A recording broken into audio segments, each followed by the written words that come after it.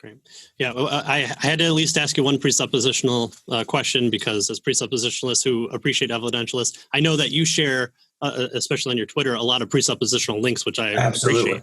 So yeah, absolutely. I don't think that I'm not polarized on this issue. I think that each of us ends up dipping into the other. We all end up with a palette that we paint with. And on that palette is classical apologetics approaches and evidential apologetics and presuppositional approaches. And we all paint from that palette. Now, we might say, well, I like blue better than any other color. So most of my stuff is major blue. Okay, fine, great. But I'd be lying to you if I said I don't dip into the other paints. I paint with all the colors, and I do that.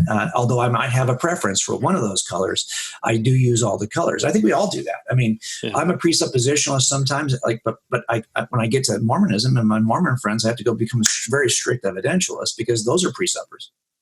All the Mormons are not evidentialists; they're presuppositionalists. I've always wanted to tell Frank Turk, so please pass this on. When he titles his book "Stealing from God," I want him to term any time that he talks about a morality claim, when he talks to groups, stealing from presuppositionalists, because he becomes a presuppositionalist there. We all do. And I think that is important. But how do I get there? In other words, to say that these characteristics of the universe are best explained as having emanated from the mind of God, when I'm making that case in God's crime scene, I'm using evidence to explain why a presuppositional view is a better view to take. And I think you'll find yourself doing that on occasion when someone pushes back. Yeah.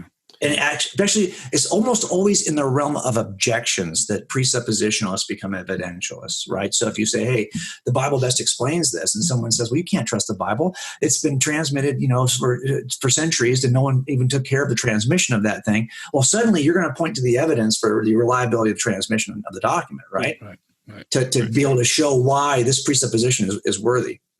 You're not just going to stop and say, well, no, I don't care what you think about. You're actually going to defend against the objection using evidence, probably. Yeah. We because we both believe in the authenticity of Scripture. We're able to give an answer from Scripture, as well as make the other side give an answer as well, to make them explain the evidence, or at least their claim.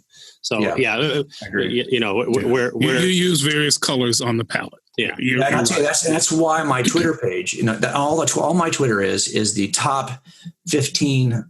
I follow over 800 blogs every day on my phone on an RSS reader. I scan through all of those blogs from reliable sources, and I try to find the top stories, the top articles written about apologetics, mostly from an evidential perspective, because that's who I am. But and also because that's like 80% of the writers. I mean, if I'm honest with you, there's not a lot of presuppositionals who are writing online. There are a few. I follow them and I post their stuff, but there's not a lot. And so it's like, okay, so I post what there is. Yeah. But I post all of it because I think what's not sightly is the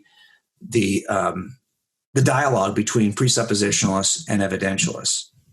It can be nasty. Absolutely. Yeah. And I don't know if you guys have noticed this. It's almost always a little bit more aggressive coming from the presuppositional side. Yeah. I think it's unfair to say. Mm-hmm. But I think that's very fair to say. Yeah. So I'm looking at that and saying, okay, we just need to, I need to honor both sides. I'm not going to I squelch any negativity toward presuppositional apologetics on all of my social media platforms. If you're going to say that, you're going to get blocked, because I just don't think that that's a becoming dialogue. It doesn't become just to say, well, I like blue, and you're not even saved if you're using red.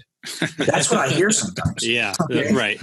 Yeah. And okay. You know what? That's not going to help anybody. Right. And I don't think that's true. And there are times, my book, Frank's book, Stealing from God, is much like my God's crime scene, in that we both we're defending why we presuppose what we presuppose. Yeah.